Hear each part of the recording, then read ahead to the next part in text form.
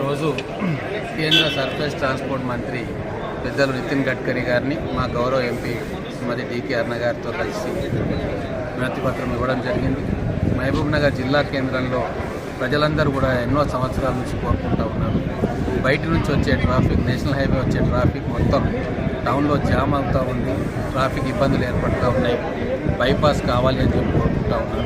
గతంలో ఏర్పాటు చేసిన బైపాస్ తోటి సమస్య పూర్తిగా పరిష్కారం కాలేదు. మొత్తం సర్కులర్ రింగ్ రోడ్ వస్తే తప్ప పట్టణంలోకి ఎంటర్ కాకుండా బయట నుంచి బయటికే ట్రాఫిక్ అంతా పోయే అవకాశం ఉంది. అలాగే 3-4 చోట్ల రైల్వే లైన్ అడ్డంతో అక్కడ కూడా ట్రాఫిక్ జామ్లు ఏర్పడుతూ ఉన్నాయి.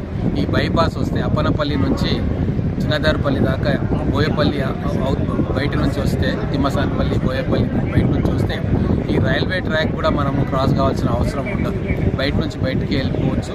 పట్టణ ప్రజలకు చాలా ఉపయోగకరంగా ఉంటుంది. ఈ విషయం గౌరవ ఎంపీ గారి దృష్టికి తీసుకుపోయిన వెంబడే ఢిల్లీకి రమ్మని చెప్పి ఇక్కడ నితిన్ గడ్కరీ గారు అపాయింట్మెంట్ తీసుకుని నితిన్ గడ్కరీ గారికి ఎక్స్ప్లెయిన్ చేయడంతో వారు కూడా చేయాల్సిందే, ఈ పని చేస్తాను అని చెప్పి వారు హామీ ఇచ్చి ఎండార్స్మెంట్ కూడా చేశారు.